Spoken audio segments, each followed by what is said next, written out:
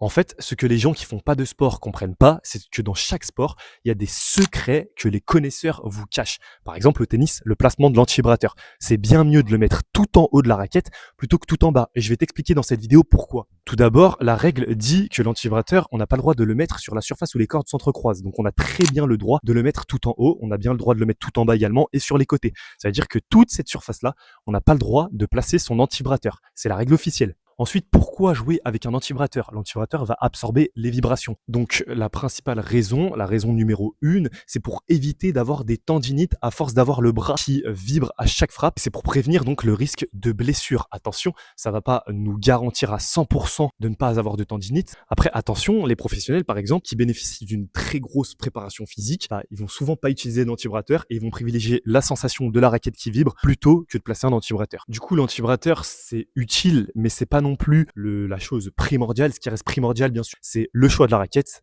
une bonne préparation et un bon échauffement surtout.